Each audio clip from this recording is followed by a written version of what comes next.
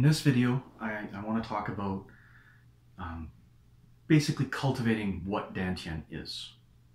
So I'm going to do this there's an external side and an internal side, and they're divergent from one another. They're not different, but the thinking is in different places. When you're cultivating Dantien, but what that means is that, first of all, you have to make it kind of a real place in your body, okay?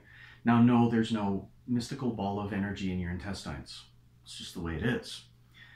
But focusing our mind there is really important as drunken boxers, because we're going to use it as an origin point of movement. That's the physical side. So we have to figure out where it is, okay? Now in drunken, we want to be able to activate or cultivate our Dantien. And those words are used a lot without a lot of explanation. So I want to try to explain it. It's not easy. But one of the things that really helped me, at least, was actually the breathing methods.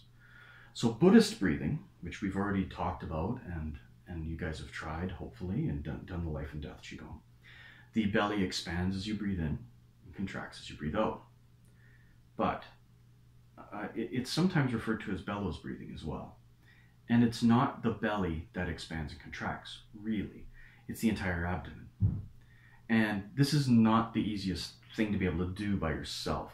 It's actually better with a partner. But when you're breathing in and you breathe to Dantien, you breathe to your lower abdomen, and the belly begins to expand, you don't want it to just expand forward, okay? You actually want the sides of your body to expand as though they were filling with air as well, and the back of your body to expand, okay? These are really, really important things. Dantien has 6 sides. And when it comes to the use of Dantien in martial arts, you have to cultivate all 6, forward, backward, left, right, above, and below. So what I'm talking about right now is 4 of those sides, right? Forward, back, left, and right. And this was the thing that really connected things for me, was doing Buddhist breathing and trying to get my whole body to expand and contract like this, okay? And with a partner, if you can, you get the partner to put their hands on your sides, and you sit and practice your breathing, and you breathe into their hands, right? You're breathing your sides outwards. And this creates a great deal of muscular control, which becomes very important on the external side of things, okay? And then once that becomes a thing, you get them to put their hands on your back, right around your kidneys. And you're gonna try, again, to breathe so that if this is the front of your body, your stomach, the back of the body expands away from the stomach. And it does so in a way that is balanced. So normally when you get somebody to do this, like, you know, sometimes in teaching this, you'll have a student lay down on their back, put their hands on their stomach, and their stomach, right, if this is the stomach, will expand and contract. And everybody's like, hey, you can do it, that's fantastic. But very little's happening in the back, okay? And again, this is so important. I can tell you so many stories about when I couldn't do this, how I used to get wrecked all the time. So when I do this type of breath, I want my kidneys to expand away from my belly as it expands away from the center. Really important. It really helped for me to have a partner for this.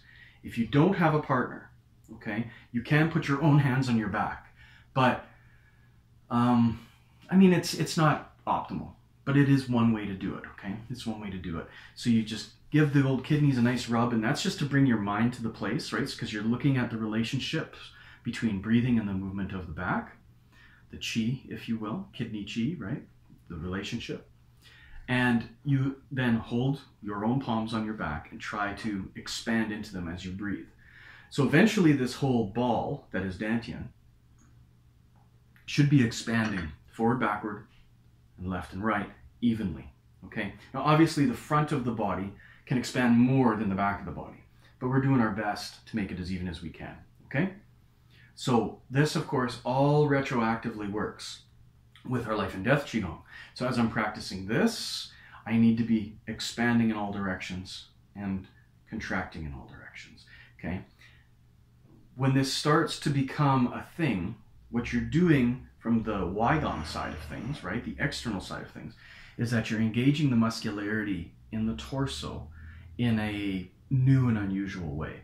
And what that means is that you're going to be able to recruit all of those different muscles in the abdomen later on for movement. And this is why people who have Dantien cultivated, practiced, trained, understood, they start to have a lot of power, what we call internal power. okay? Because it does come from within us, right? It comes from the inside of our bodies, from our abdomen. It's not our external, which is our arms and our legs, which is what everybody starts with. So you can see this becomes a very, very important part of this whole training process, okay?